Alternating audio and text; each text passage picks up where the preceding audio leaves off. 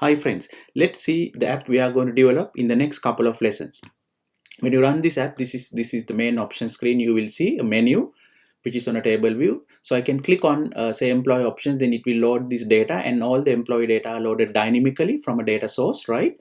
And then I can click on employee, and then it's dynamically changing this page with that particular employee and the projects. If I go back and click another employee, you can see the same page is dynamically changing with that employee and the projects, which are all loaded dynamically. The images are also loaded dynamically from a data source, right? So it's different images loaded dynamically. And then I can delete employees. Let's say I can swipe and say delete, then it deletes the data, right? If not, I can click on edit and say if I want to delete something, click on this and click delete, right?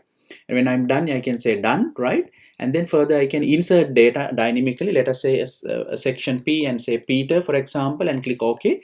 So it all gets added dynamically, right? Then once I'm done with employees, I can go scroll down, right? And then I can go into department options, right? So department, and do the same thing for department, right? But it's very important that you have to make sure to look at the next couple of lectures in this on table views, that is part 1, 2, 3, etc., until we complete this app.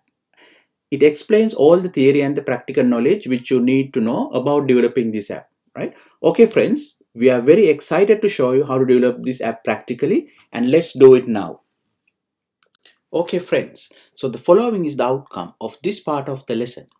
When you complete this part of the lesson, your app will look like this until you complete the other parts of the lesson. It will just show you some hello messages, right? Because this is the beginning of dynamic content development, so you have to know at least how to display a hello message first before you do the complete app. But after you complete this lesson, make sure to go and look at the next lessons in order to complete the full app demonstrated earlier. Hi all, welcome back to Table Views Dynamic Content UI Table View Controller Part 2 lesson. Let's see what's in this lesson, guys. So tools will be Xcode 11.41 and Apple Developer Docs for referencing. Prerequisite, you have to make sure that you look at the previous lessons about table views, right? Especially static content and the dynamic content, especially part 1 before this, and some of the previous lessons in Objective-C definitely. So in this session, you will be learning of using UITableViewController and to simply display a hello text message, right?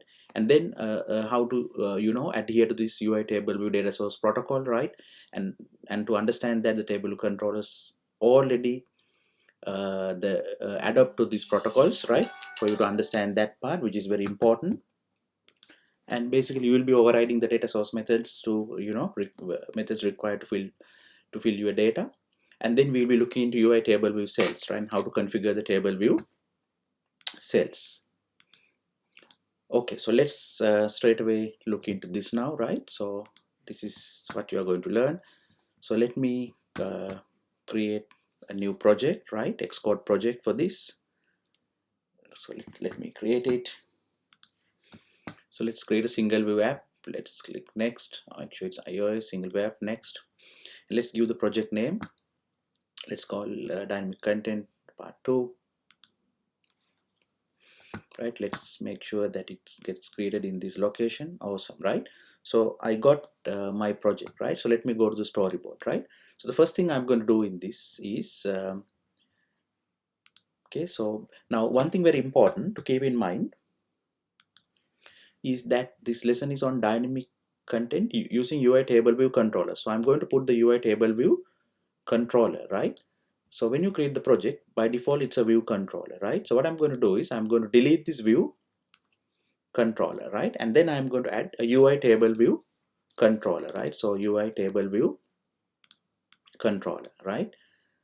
And then because it's the only controller, view controller here, I'm going to have to click on it and make sure that it's the initial view controller, right? So I'm just going to click it, right? So now it's going to be the first view controller which will run. Now let's run this immediately, right?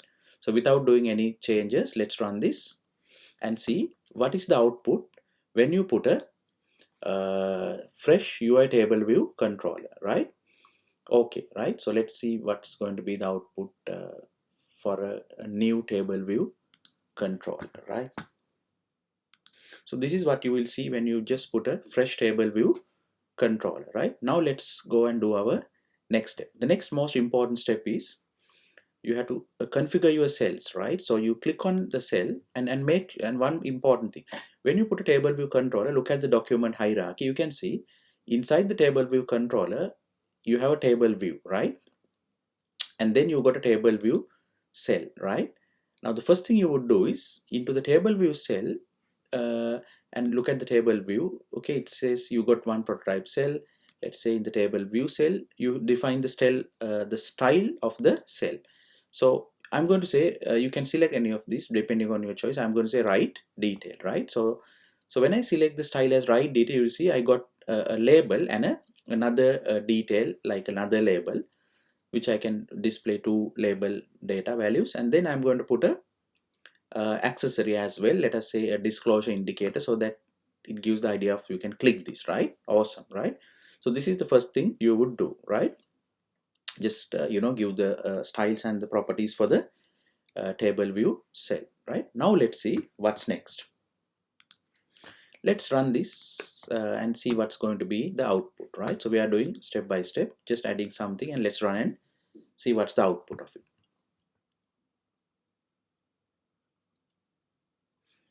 Okay, so once I run it, I don't see any output, right? Though it says title and details.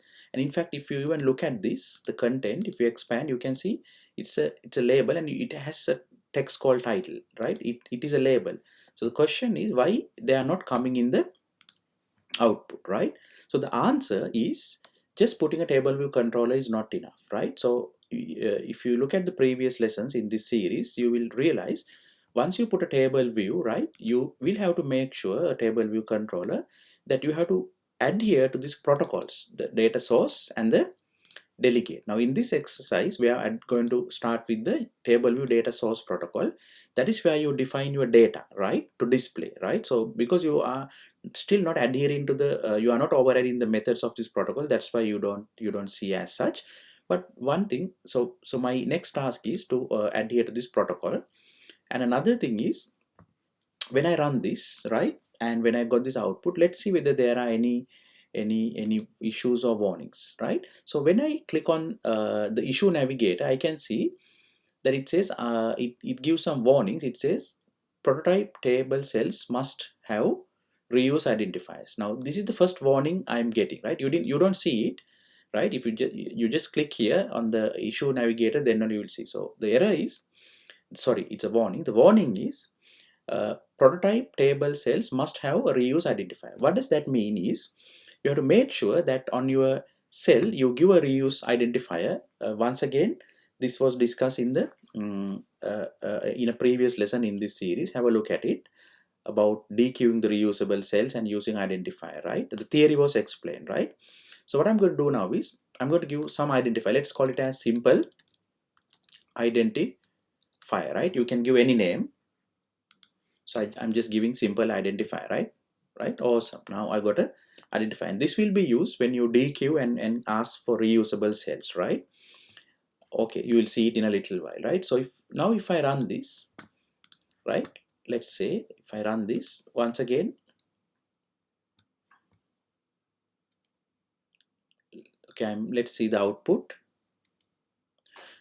So this is the output, right? You can see the output content, and if I look at the issue navigator, right, I don't have any issues, right? So that issue is sorted, right? Now the next thing, as I said, is to make sure to adhere to this table view data source protocol, right? And in this protocol, especially you have to look into these methods of returning the number of rows and the number of sections, right? So so in order to do this, you remember in the previous lesson we discussed some important things about this. So you remember in the developer docs, when you use a UITableViewController, it said you have a subclass, the UITableViewController, right? Now that is what I'm going to do. And that UITableViewController will adhere to this protocol, right? The UITableView data source. So I'm going to do it now, right? Okay, so And one more important thing is, let me show you another important thing just before I create that class. So if I click on this table view controller, right, and if I look at, let us say, the connections inspector, right, I can see few things. Now, if I click on the table view, it says in the table view, its data source is connected to the table view controller, which means it's expecting the data source of this table view to have to be inside table view controller, meaning this one in the table view controller.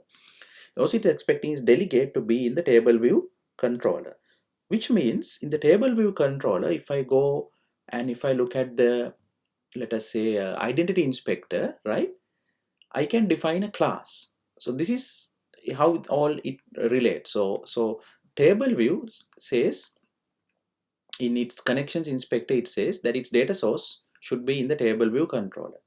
What that means is, in your table view controller, you can connect a class here, and this class will contain that methods for the data source, right? So the class you are putting here should be a subclass of a UI table view controller, right? So it should be a subclass of UI table view controller. So putting everything together, what I'm going to do is I'm going to create a class of subclass of UI table view controller. The whole purpose is to give the data to display, because still I'm not seeing any data, right? So in order to give the data, I'm going to create a new file, right? And I'm going to create a class, right? And I'm going to say, okay, it should be a subclass of UI table view controller, right? Because it is a table view controller, and let's call it as a hello, because I just want to display a hello message in this exercise, right? Let's call it table view controller hello. Let's click next and it will get created, right? Now I got the table view controller hello. So what I have to do next is, on the storyboard, right, just go and click on the table view controller and make sure in the class inspector, or sorry, in the identity inspector, that you connect that class to this now, right? So you connect that new class you created, which is table view controller hello, right? Awesome, right? Just press the enter key. Now let's go, and it's very important for you to connect it. Now this table view controller in the storyboard is connected to the table view controller hello class. If you go and look at the table view controller hello class, it's a child class of UI table view controller. And the UI table view controller, as you saw, will adhere to the protocols, right? What protocols? The data UI table data source and the UI table delegate. Now you got that. So if you look at the table controller, you will have these methods auto generated, right? See the number of rows in the table view, number of sections. Now at least there should be one section, right? So I have to say at least there's one section, right? Look at our previous lessons to understand what are the sections. Then the next important thing is, okay, in the table view method, you have to specify the number of rows, right? The number of rows in the section. So how many rows? Let us say I want, one row, right? And this, let's remove this auto-generated warnings, right? Because now I'm addressing number of sections and number of rows. Okay, now this is what you call as the data source, right? So this is what you call as adhering to the UI table view data source protocol, right? And now I have overridden two methods: number of rows, number of sections in the table view, and also the table view method with the number of rows in section, passing that parameter right over here. In this case, I'm returning the number of rows. So if I run this now, it should have output of one section and one row. This is how you connect your data into the table view controller. Okay, now when I run, I'm getting a runtime exception. Let's read this runtime exception, because I was expecting to have one section and one row at least, right? Now when you read this runtime error, let's read this. It says, if you look at this, see, reason, it says over here, UI table view data source return a nil cell for row at index path. So it says it returns a nil cell, empty cell. So if you read detail about this in the internet, you will find the reason is you have to override another method, because you have said that at least there is now when I click here, and if you go back to this, you have said at least there's one row. So now you have to tell for that row, you have to specify a cell. That is the next auto generated method, which is auto commented. So you have to remove it, right? Remove. Now for some reason, if you're using a previous Xcode version and if it doesn't get auto generated, you can start typing this, then it will come, or it will get populated automatically. If not, try to install the latest Xcode version. So these are all auto generated. And in this method, right, cell forward index path table view, you have to provide a reusable identifier, right? This is what you gave on your storyboard little while ago. On your table view, on your cell, you gave an identifier called, let's look at the property. You gave identifier, simple identifier. So this is what you have to now pass when you are creating a cell, right? Awesome, right? So you are learning a lot, right? You are learning a lot. So now basically what you have to do is you have to create a, let's say the easiest thing is to create a string variable to store the simple identifier, right? Because I can use it reuse it couple of times, right? And then just say, okay, my reusable identifier is simple identifier this. So then I can pass this variable over here, right? As a parameter, simple identifier, right? So I got a cell now, right? So from DQ reusable cell meaning we discussed in a previous lesson in this series, but I will quickly do a reminder. That is, let us say if you have an app with table view with 1000 rows, but still when the user is scrolling, user can't see all 1000 rows. But if the system is keeping all 1000 rows in the memory, the system will become very slow, right? So to avoid that happening, what it does is it just makes sure to keep a certain number of cells which are adequate to show what is scrolling for that particular window space, and it will reuse those cells to display the others data when the user scroll up and down. So how that is done is using this method on the table view, DQ reusable cell with identifier, and then to get the reusable cells it will use a simple identifier. And what is this table view? This table view is, that's the important thing, this table view is the table view in your table view controller. How do you map it? So how you map it is like, now your table view controller, if you look at your identity inspector, right, on the table view controller, the table view controller is connected to the table view controller hello class. So because of that, in the table view controller hello class, which is this, which it is a child class of your table view controller, when it connects to this delegate methods, this UITableView data source, UITableView data source methods, it automatically maps that these methods, if they are in the table view, right, parameter, right, the table view parameter in these methods will automatically will get matched to this table view, right? So in other words, if it's not clear to you, in simply what I mean is this table view is automatically mapped to this table view. So when you say table view from the class, it's referring to this table view, right? So that is a mapping which has happened automatically, right? So when I say from this table view, DQ reusable identifier from this simple identifier called simple identifier, what happens is from this table view, that means from this table view, right? And from inside that table view, there is a cell with the identifier called simple identifier.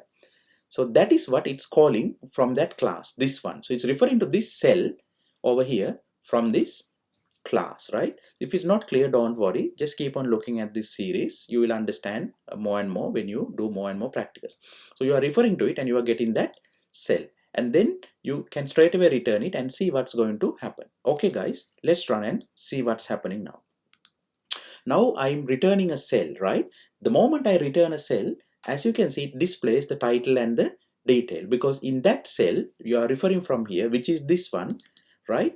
It has a title and a detail, right? Awesome, right? Now to make it more clear to you, let us say if I say that it in the table view method, if I say if I say returns 2, right? 2 rows, right? Number of rows, right? If I say returns 2 of them, two rows. Now what happens is you will see two rows in the output. So now you are understanding. So if you have 10 data items to display, you have to say here, let's say if you have 5 data items, you just say 5, right? Awesome. So every time it runs this method, when you say 5, it runs this method, what? Cell for row at index bar, table view, then cell for row at index bar, the cell for that index, cell for that row, you know.